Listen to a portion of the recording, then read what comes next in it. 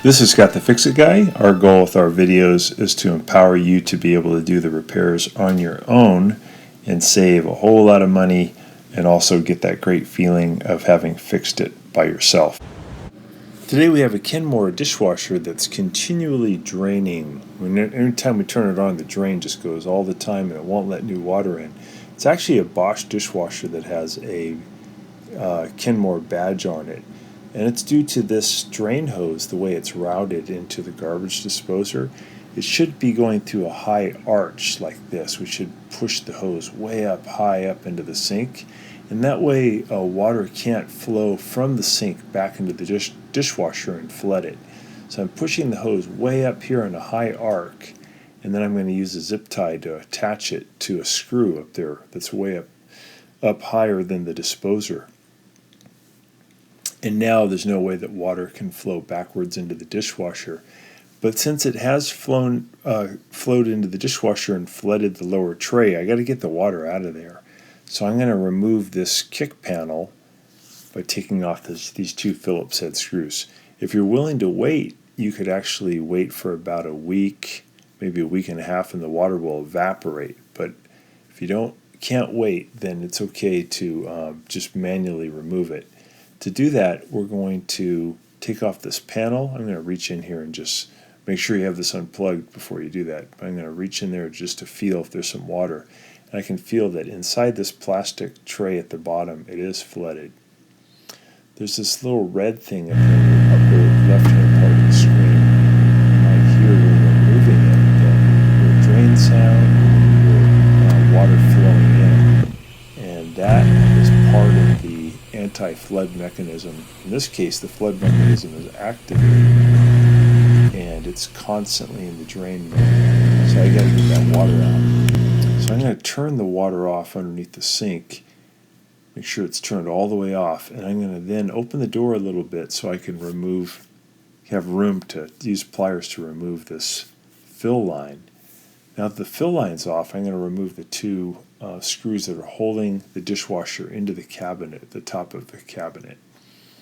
And then I'm going to just pull it out. You have to keep checking to make sure you have enough drain line where it's going to let you pull it out away from the cabinet. As long as you get it out away from the cabinet, you can just clearing the cabinet, you can then tilt it forward towards you by about 45 degrees. And all that water is going to pour out toward the front of the dishwasher. So you want to have a nice towel, maybe a couple of towels there to catch that water. And this is a really quick way to get the water out of the dishwasher. You can also use a sponge and not have to even tilt the dishwasher or remove it from the cabinet. But this is a really fast way. Just tilt it, all the water comes out, sop it up, and really you're done. From here on out, the dishwasher is going to work great. You got rid of the cause of the flood because you took the drain line and put it through a high arc, so there's no way that water can flow backwards into the dishwasher, and you got rid of the water, and now the dishwasher is going to do great. So when I tested it, it filled really good. Didn't have the drain mechanism going anymore, so I'm going to reinstall it. I'm going to push it back in, get it nice and straight, and then I'll use the adjustment tools on the dishwasher to get it nice and level.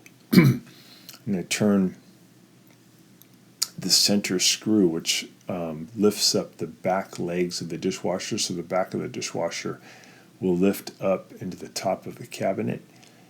And then once I've done that, I can move the front feet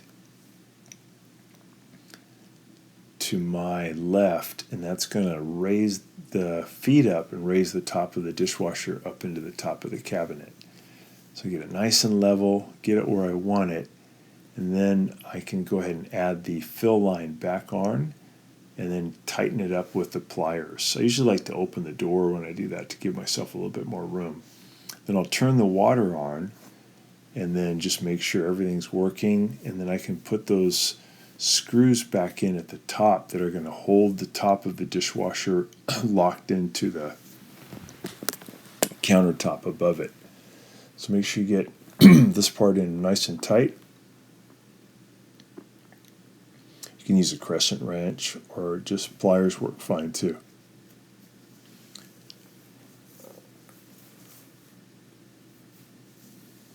So Miele dishwashers and Bosch dishwashers have this anti-flood mechanism, and this one's working great again. Even though it says Kenmore, it really is just a Bosch dishwasher. Kenmore just means it's sold by Sears. So turning it on now, it works great, starting to fill, no drain problem, and we are done. So thanks so much for watching, and please subscribe to our channel when you get a chance.